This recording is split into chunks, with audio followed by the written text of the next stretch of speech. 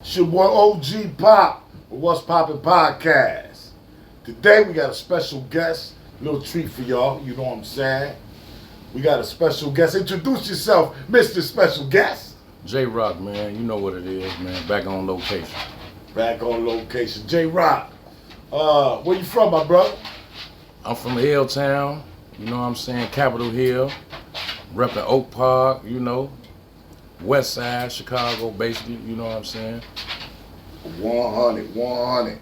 So, the reason we brought you here today, J Rock, is because, you know, me and you have a little, history. Mm-hmm. And we met in a different, time, in different times, in a different place that had nothing to do with this world, man. And how'd you meet OG Pop, as they call it? We was, I was fighting a pipe case. Matter of fact, an armed habitual. And so, you know, I'm in Lawrence, but I'm really on parole hold, you know, fighting my case, you know, back and forth, because I ain't want to be in motherfucking Stateville. It was ugly. So, you know, I'm getting ready. I had a little job in the kitchen. They made me work in the kitchen. I ain't even want no job, but, you know, they writing a nigga tickets. You can't get on the phone. So, you know, I'm like, fuck it, I'm going to work. So, funny story, because my last celly just so happened, you know what I'm saying, you know, before we get into this, my last celly was Latin folks. Big white motherfucker, right? Big as hell. And at first, when I come in the cell, you know, I guess he thought I was like over fucked up or something. So he was kind of treating me a certain way. I ain't give a fuck because I'm thinking about my case. But we had a situation because he was talking about like gang shit. And I was like, look, bro, you know, you talking about gang life every day. I don't give a fuck, bro, because I really live that life, bro, and I'm tired of that shit. And he got mad, you know what I'm saying? I'm like, look, bro, I'll beat your ass, woo, we can do whatever. This motherfucker told the police, they moved him out the cell. They bring this nigga out the hole. They bring this nigga out the hole. So, you know, I'm getting ready to go to the kitchen and should do my shift. So, for those who don't know, J Rock, what is the hole? The whole shit, that's segregation. That's where, you know, you get a ticket, you get in a fight, you do something against, you know, the jail rules, you go into seg, the whole segregation. Solitary confinement. Solitary confinement. You gonna be in that motherfucker by yourself until they let your ass out. Right. Right. Man down. My mama. So, let me get this right. So, your other celly, he left. He left. And now, OG Pop, right? Yeah. He come out, he your celly now? Definitely. Okay. So look, funny shit is, right? So I'm getting ready, right? To get in the kitchen. So you know, motherfucker, you know how it is when you get ready for work, but I'm in the cell. So everything right there, I'm getting my shit together. So I go in my little box. Now for y'all that don't know, in the box, you know, that's your property. That's like, you know, your soaps, your t-shirts and shit, you know what I'm saying, and your food. So, you know, I bust my shit down, my shit full. We talking, you know, and as we talking, I'm getting ready. He look at the box, he like, man, I can eat some of this shit, man. I'm hungry to the motherfucker. So I'm getting ready to go. You know, I'm like, man, I don't get no fuck, bro. You know what I'm saying? Go on, get you something. He like, look. He like, cause I'm like, help yourself type shit. He like, look, I'm a real nigga. Don't tell me that. He like, man, I fuck around, eat all this shit. I'm like, look, bro, if you eat this shit, man, long as goddamn it, one hand wash the other, both wash the face, I ain't tripping, bro, cause you know, I ain't holding this shit to my chest, man. Shit, I'm in jail. You know what I'm saying? It's a struggle anyway. And, you know, basically, shit, I know I came back. This the crazy part, though. So look, I come back, right? I ain't expecting shit, right? I come back, my man got a whole hookup. I'm talking about assembly line of burritos and shit. He like, look, this, you feel me? I hooked this shit up. Whoa, you feel me? I'm like, damn. You know what I'm saying? I'm talking about, Joe, it was like, you feel me? And this the thing, though. I ain't know this nigga. I ain't know him from a can of paint. So look, he always told me like, man, you know, I got you, Joe. You ain't got to worry about shit. Woo, woo, woo, woo. And you know me, I don't get no fuck, but it's good to have a motherfucker that a fuck with you on some real shit. You know what I'm saying? So, he was a player. You know what I'm saying? He had little bras and shit, right?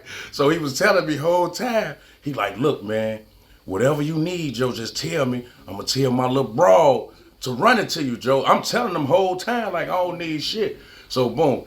We used to play poker and shit. You know, he taught me how to play poker and shit. Helped me speak Spanish and shit. Like, we in that bitch, like, chilling, right? So one day, goddamn it, I don't know if we was still sellies or not. I don't even know. All I know, I get a fucking money order.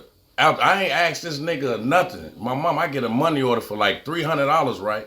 So I'm sitting in the cell. I can't remember if you was still my cellie or not, but I'm sitting in the cell like, where the fuck this came from? I'm like, damn. And I don't know how I realized it. We probably was cellies, Joe. You know what I'm saying? But basically, you know what I'm saying? Everything the man said, you feel me, without asking, just cause I showed him a bit of, you feel me, grace, you know what I'm saying, coming out the hole. Cause you know, when you coming out the hole, you hungry than a motherfucker. Like, you ain't, listen, coming out the hole, how can I even put this shit? Because, you know, regular people get, I'm trying to put it, regular motherfuckers can understand it, bro. Different. Man, coming out the hole is like, you been in the motherfucking, say you got caught on a DUI, and they held your ass for 18 hours, right? You ain't ate that choke sandwich they gave you. You waiting to get your motherfucking time in court so you can go home and eat. That's how I feel when you come out the hole, but a little bit worse because you in jail. You hungry as fuck. You want to put on some regular clothes. You feel me? Because you been in that motherfucking jumpsuit. You know what I'm saying? Like, it's real shit coming out the hole. So, and he felt that. And that's why when I realized who it wasn't no surprise, like, because I knew that's the type of guy that he was. Real talk. And, it's not a lot of real people, who keep their word. You know what I'm saying? So you said he taught you how to play poker. Fucked with you on your Spanish. Did it matter because of the ethnic culture, by him being Latino and you being a brother? Were there other people like in your surroundings? Like, prison could get very political. Oh yeah. Were there political factors that people didn't like it? Or? Oh yeah, it was definitely a few people on both sides that's dumb motherfuckers. They don't understand that real recognize real. At the end of the day, you know what I'm saying? It don't even matter about your ethnicity. If you're a genuine person, your purpose, gonna be verified. You know what I'm saying? Like, and that was the thing. I had guys coming to me because he under the, you feel me, the One Love Act. I'm under the Finball Act. And you had people that like say a little shit. It's like, look, bro, at the end of the day, that shit y'all talking is goofy because if you met a motherfucker under the circumstance and it was a real motherfucker, you gonna rock with him. It's just that you don't know nobody like that right now that you feel like that's real enough where you can stand with them, you know what I'm saying, against motherfuckers that's trying to speak ill on them. And that's just how life is, I'm talking about past prison, in the real world, the working world, wherever you at, you're going to have people, when you reach across them ethnicity lines, you're going to have people who don't like that shit. And, it's really ignorance, bro. You know what I'm saying? And it's a lack of understanding on their part. And, they was going to get their ass beat regardless, you know what I'm saying? So, I was going to roll their ass regardless. So it wasn't shit. And plus, when you around a bunch of goofy motherfuckers, you not even kicking it with them and building with them on no level. So they gon', no matter what you do, they know you above them, you know what I'm saying? Because they living, anytime somebody thinking about a whole nother man you kicking it with, you gotta think about that first. So any motherfucker approach me on who I'm talking to on another man, like, come on, bro, get your ass out of here. You feel me? And that's the thing that, that's what make me real. I don't care. As long as you're a 100 motherfucker, I'ma rock with you. I got two more questions. Question number one. We both know he did a lot of time, correct? Yep. Is there anything you can say by knowing him and getting to know him? What kept him so focused on getting his time done and coming home? Well, a couple things. His mother, number one, he always talked about his mother. Like, that was the main thing. He always wanted to make that right, just with family. He talked about his daughter. You know what I'm saying? And a lot of things that we talked about was, how to, let the streets know that this gang shit, this street shit, this clout shit ain't really where it's at, and because we made mistakes along the lines in our youth to, get these young brothers like some real knowledge, you know what I'm saying, like above the clout and what they looking for on these social media venues and shit, man. And that's the thing that we used to build on the most. And also he always talked about doing poetry, you know what I'm saying? And like we built on that a lot too, you know what I'm saying? Like, and like I was, to be honest, he always wanted to do it, you know what I'm saying?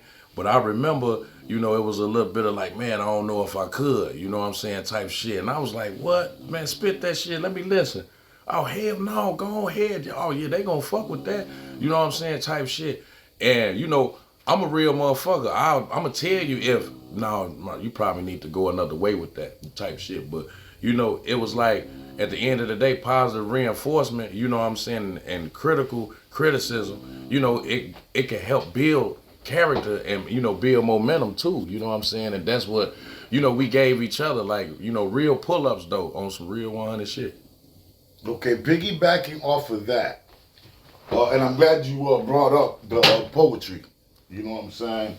But my question is piggybacking off that.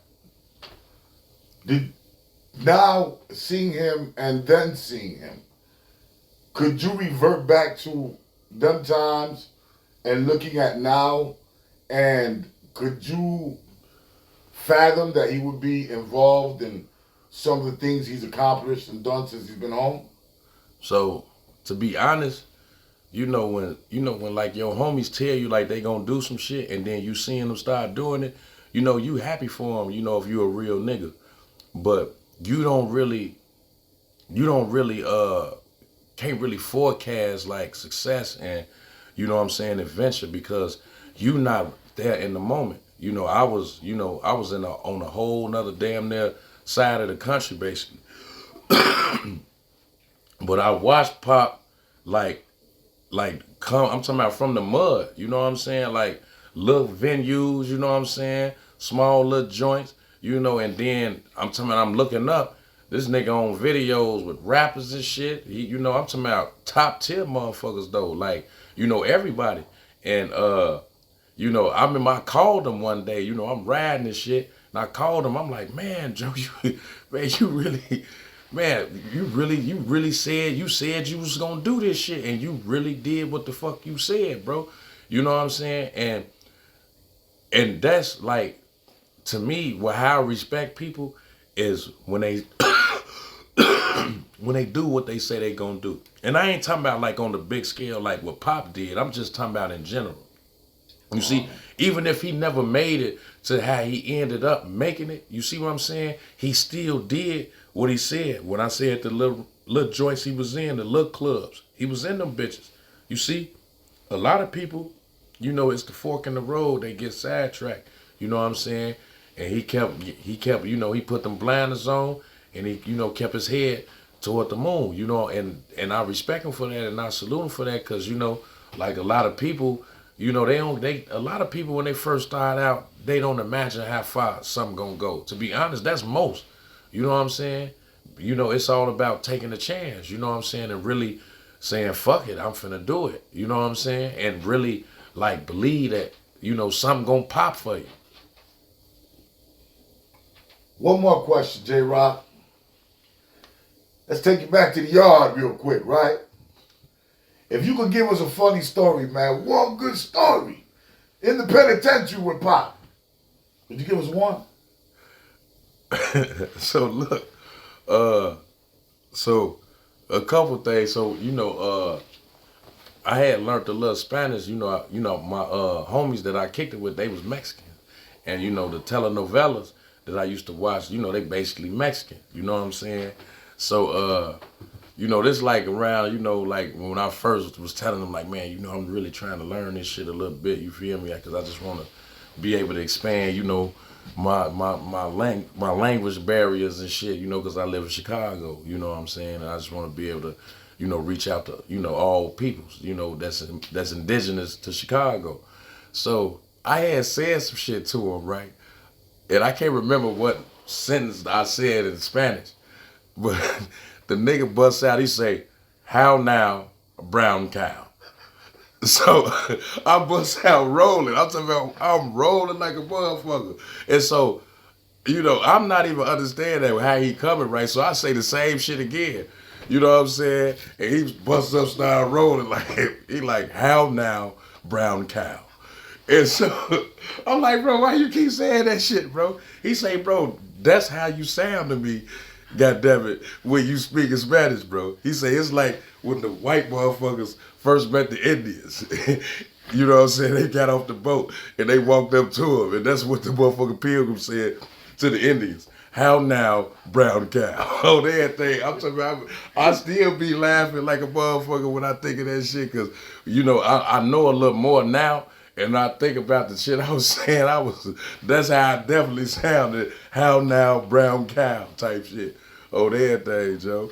You got another one? Take us out. So with look, another one. so one of the other ones, bro, you know what I'm saying? And this shit is classic for one of the main reasons.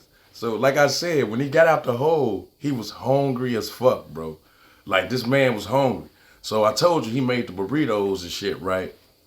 Bro, I ain't tell you how much food he used to make the motherfuckers. Like whatever I had in my box, he used like a quarter of that shit. You know what I'm saying? So anyway, all this nigga talked about was, man, I can't wait till I hit that motherfucking stove. You know, funny shit is, man, this shit classic as hell, cause, you know what I'm saying, the man, like I say, he was hungry as hell when he got out of SIG. I'm talking about, you know, I'm talking about hungry. Like that little meal that he made, that shit was like 30, 25 to 30, maybe 35% of the shit I had in my box, right? So look, you know, all he talked about, cause we was in Lawrence, and this what you gotta understand about places in the South, like with them redneck ass white boys, they play games on the commissary. Like, bro, like commissary is supposed to be every basically 2 weeks, basically. Bro, you basically went to commissary, and this don't even make sense, but this is what they'll say, every 3 weeks. It's like, how the fuck is I'm going? So basically I'm going once a month. You see what I'm saying? So boom, all this nigga talked about was hitting this motherfucking stove, right? And I'm telling him, like, bro, cause he had a short bit. So I'm telling him, like, bro, you don't even need to buy all this shit, bro. He say, man, fuck that. Nigga, I've been hungry, nigga. He say, nigga, this how I live, nigga. He say, this just what I do. I ain't just, he like, bro, I'm finna go crazy. So, you know, I'm like, all right, whatever, right? So look, you know, stove they come. So, you know, I work in the kitchen. So, you know, I went to the stove, you know, either early, before everybody, or I could go after everybody. You know what I'm saying? I had that choice. So, goddammit, I'm in the kitchen and we all, goddammit, like bullshitting around because it ain't nothing to do. You know, it's like right between the time before they about to come eat and shit. So, you know, matter of fact, the shift I did, we just was like the prep shift. So I didn't do no serving or none of that, cleaning, none of that shit. I just helped the niggas get the prep shit together, and then I left. Bro, we all chilling, talking shit. You know, everybody got their little circles and shit. You know what I'm saying? I'm talking about everybody. You know, white boys over here, the gualas over there. Got them all the plug niggas right here. You feel me? We talking, right? So, you know, but while you know, you can see the whole, you can see the compound basically from the chow hall, basically the first 3 houses and the commissary and all that shit right there. So motherfuckers coming back off the commissary line, right? So all I know, bro, now my back facing the window.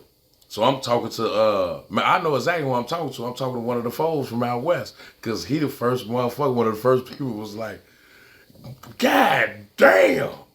what the fuck? They like, man, look at this shit. So I turn around, Joe. It's this motherfucker walking with all the bags that we had. This nigga sold together a fucking super bag. And I told him, I say, bro, you know you not go back. I say, you ain't finna make it back. Because they had regulations on bags in that bitch. Like they was strict on that shit.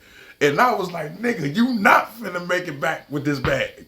You is not. They go stop you, bro. Cause they did me like that. Like every time I go to the store, I'm talking about, you feel me?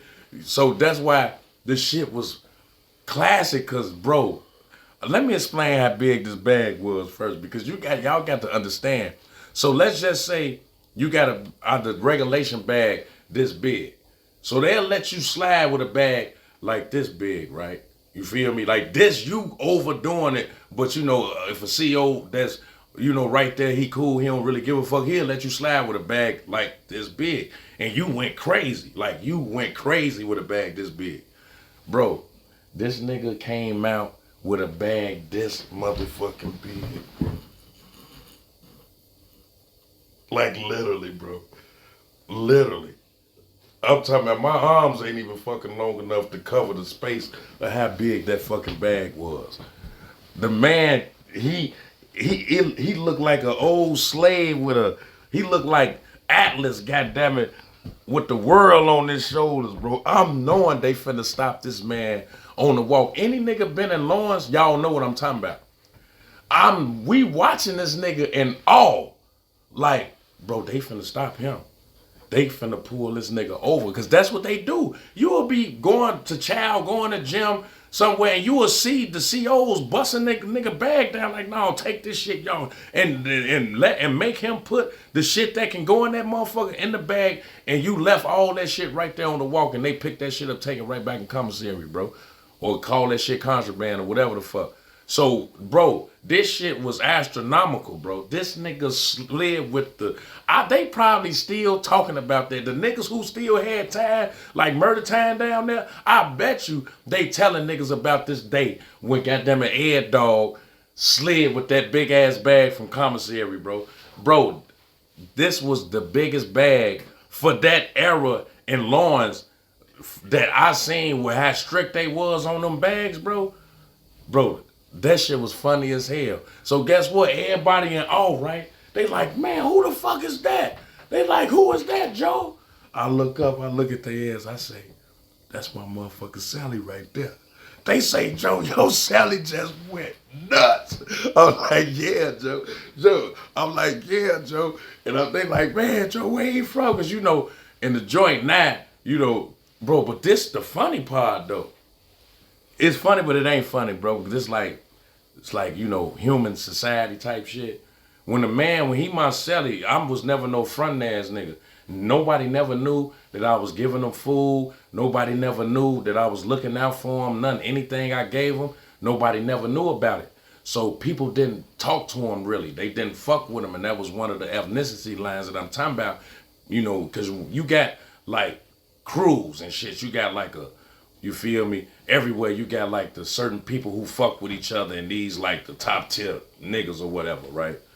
So, you feel me? Like, ain't nobody fuck with this nigga for real. They never used to say what's up. I mean, real niggas that he talked to and engaged, but very few, you feel me, for the type of character and the type of individual that he was. You see what I'm saying? Bro, when he walked in that motherfucker, goddammit, with that big ass bag, bro, goddammit, because I came like right after that, Joe. They was still talking. I'm coming from work. They came and told me. They say, bro, I come through the door. They say, bro, yo, Sally just came through with a monstrous ass bag, Joe. They say, bro, they like, man, who is that nigga? I say, bro, this man been my Sally for days, nigga. Like, this man been my Sally for damn near a month. Y'all ain't saying shit to the man, bro. Like, cause my cell was like right by the door and shit, you know, right by the bubble. So soon you come through the interlock and shit, you can see my cells, like the first two cells off the corner. They walk right past, you feel me? Like, you know what I'm saying? You know, like, wasn't no motherfucker trying to kick it. Now everybody trying to kick it. You know, everybody want to know where he from. God damn it, what type of case he got. We used to be laughing. And he never gave them niggas, you feel me? You know, now, motherfuckers who really needed to be looked out for and that he fucked with, definitely niggas on the news, man, hell, fuck it. You know, that was cool niggas. But, bro, the niggas who was, like, already over there, who trying to, like, be phony and shit, bro, I swear to God, they used to come and we'll be playing poker and shit, right? You feel me? Talking about, you know, because, you know, it's funny. We had a lot of funny, she used to be funny as hell, because they used to be hearing us laughing. Because, you know, I ain't even really used to fuck with them niggas neither. Because, like I said, Marcelli was, you know, like a Latin folk nigga, and he had some friends over there, and he was a goofy ass motherfucker that used to give away all his commissary. So that's the type of motherfucker. So people had rocks in their jaws, really, about that shit, you know, when he banked himself. I ain't telling him he had to leave. He the one yelled out the door. But they used to come to the cell door and, like, look in the cell and, like, watch us, like, play poker and shit, you know, goofy ass shit like that, just to, like, try to, like, be cool with a motherfucker. It's like, man, bro, that niggas is crazy. Like, I saw a whole, and this how you know people, they levels, they just be, they be little niggas, bro, because I ain't gonna never change the way I feel about a motherfucker because I see them with a bag. You feel me? Like, that was the craziest part, bro. A lot of whole motherfuckers changed the way they was moving because bro came through with that bag, bro. You see how phony, you know, a bag make a motherfucker, bro. For real, for real. That was a real lesson that we used to talk about too, you know. Like, that's crazy how motherfuckers. I'm talking about even some of the Latin folks wasn't talking to him and wasn't saying shit to him for real. You feel me? A couple of them was, but you feel me? Like, it was, you feel me? Goofy shit going on. Clown shit. I don't know if it was Lawrence, though. Was it Lawrence? Yeah, it was Lawrence, but man, clown shit. It's just, you know, niggas, people in general, you know, you gotta be bigger than the bag. You gotta be bigger than, you know, once you can be bought and paid for, you know, and you know, if I don't like a nigga, I don't like a nigga. And I ain't gonna like that nigga because he pull up in something slick. Oh yeah, you know, I congratulate. I ain't gonna hate on nobody. But if I ain't like you, I ain't like you. And it's crazy how people start liking Ed Dog when he came through with that big ass band. That shit was funny as hell. But anyway, you know, bro, goddammit, you know, like we linked up, you know what I'm saying? When I got out and shit, you know what I'm saying? Like, and you know, that was the thing too. Like, you know, he was saying this shit when I got out, you know, and he was like, man, I'm finna do this shit. And motherfucker was going through their trials and tribulations. Niggas was in the streets. You know what I'm saying? Niggas was out here, you know, doing what they was doing, you know, but amongst that, bro was like, man, I'm finna get to this shit. You feel me? I'm finna get out these streets. I remember we had the conversation. He was like, man, fuck this shit we doing, bro. He like, man, I'm finna focus on this other shit, bro. I think, cause the streets, bro, I ain't knocking none of my guys that's still out here, none of that. But for certain people, like for me, the way my heart work and how I am, bro, you know, I'ma look out for my people. If I'm getting it and I'm out here doing it, you know, and I just don't want to be mad at my people. You know what I'm saying? I don't want to have angst. And you know, it's a lot of mishaps that come with this street shit. You know what I'm saying? And you know, a lot of missed shots. You know what I'm saying? And you know, you get tired of that shit, bro. You get tired of the drama. You just get tired of the fake motherfuckers. When you up, they with you. When you down, they really don't know you. Don't even pick up the phone. You know what I'm saying? And you know, that's the perils of the street life. You know, that we get as we get older. We understand, like, man, what this shit really is. And that's why I applaud him and brothers like him that, you know, was like, man, you know what? Fuck this shit. This shit ain't working. You know what I'm saying? We don't know who telling and shit. It was just too much close calls, too many situations where it was like, you know what, man, I think I'm finna do something different, bro. This shit, you know, it's ugly out. It was ugly. And I understood. You know what I'm saying? You know, I mean, I had got out the streets, you know, a lot later, but I understood when bro, you know, didn't pick up the phone sometime, you know, because he was working. You know, he was busy because he had to go to sleep. I want to hang with him and shit. Like, yo, let's kick it, yo. He like, bro, I fuck with you, bro, but look, I'm working, nigga. I'm tired, nigga. Like, nigga, I'm like, you feel me? I can't do that shit no more like that, bro. I can come out sometime. You feel me? And that's real shit. But it's safe to say, Pop had hoes and he had a bag in the joint. It's safe to say, Joe, you know, because the bro sent me the money. You know what I'm saying? I ain't asked for no money or none of that shit. You know, I was telling bro the whole time, no, I'm good, bro, because I ain't had no TV. And, you know, I'm fighting the case. This was, you know, what it was. I was fighting the case. And I was hoping I was going to beat my case, but I wasn't going to beat my case. But I was hoping I was going to beat my case. Bro, like, probably need to get a TV. You know what I'm saying? And I was like, no, I ain't going to get no TV. If I, you know, do some time, I'm going to get a TV. I had the money. You know, bro, you know, I was in that bitch spending money too. So it wasn't about that. And he knew that. He just was like, man, I got you anyway, bro. I'm going to just send this shit, whatever you do to that shit, with that shit, that's on you. But it's going to be there. You know what I'm saying? And that's what it was. Matter of fact, I think you used to have me call her or something. I think you had me talking to her and shit, bro. I'm like your ass. It was a couple of my mama on everything, Joe. Niggas was players though. You feel me? That was the main thing. See, that's what's different now. Niggas don't got it no more. Like niggas, like bro, we both of us used to be in that business. I'm talking about pen and pad, goddamn it. I'm talking about scribing. Yeah, shorty. You feel me? I'm talking about it, like niggas was like on some player shit, bro. And I ain't saying like use no brawl type shit or none of that. But a lot of niggas used to be on the deck doing a lot of goofy shit, and they could have been focusing on making a friend in the world, you know, type shit. And that's all we used to be on, was hollering at the bitches, Joe, on everything. I'm talking about bro put me on a lot of shit. Like it was some shit, pen pal shit he put me up on. Like he was like, yeah, Joe, man, and he had hoes. You know what I'm saying? I'm talking about it's jail, but shit, you know, that's what you do. You know, you reach out. And man, motherfucker, the bitch sent me the money, bro. You know what I'm saying? That's